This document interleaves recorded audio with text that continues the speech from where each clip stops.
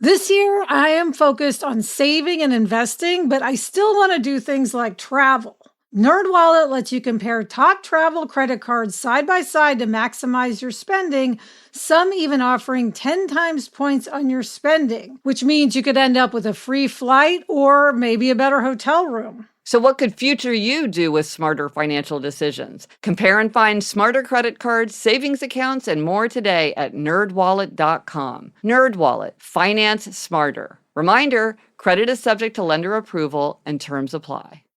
I'm Gretchen Rubin, and this is A Little Happier, where each week I take a few minutes to reflect on an experience, highlight interesting new research, or share something funny.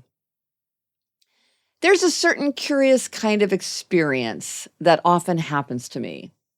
Something will happen, or I'll read something, or a friend will tell me a story, or I'll witness something, and it will hit me with tremendous force.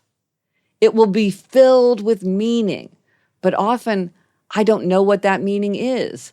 I don't understand the symbolism. I don't see the pattern. I can't grasp the lesson. I'll puzzle over these episodes for years. For instance, that's how I got my insight into the four tendencies. A friend told me, "It's weird. I know I'm happier when I exercise. And when I was in high school, I was on the track team and I never missed track practice. So why can't I go running now?" Well, why?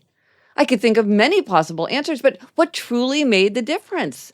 I thought and thought and thought about it. And along with other patterns I'd noticed, that comment led me to my breakthrough to create my four tendencies personality framework. Here's another story that I've reflected on for years. When I was in law school, I had a friend, a fellow law student, who had a girlfriend. They'd been together for 2 or 3 years. She lived in another city, but visited him in law school fairly regularly, and she seemed very nice. And for months, my friend and his girlfriend were arguing about whether or not to get engaged. They were really struggling with the decision, whether or not to do it, the timing, all of it. Finally, they got engaged. And almost immediately, they broke up, very amicably. This astonished me. I asked my friend, "I don't get it.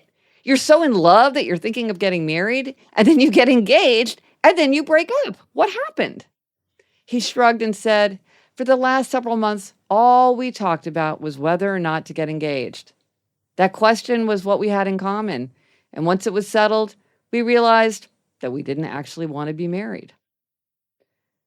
I think about this story because I'm not sure what the lesson is. Is the lesson that some relationships are founded on conflict, and if the conflict is solved, the relationship loses its hold?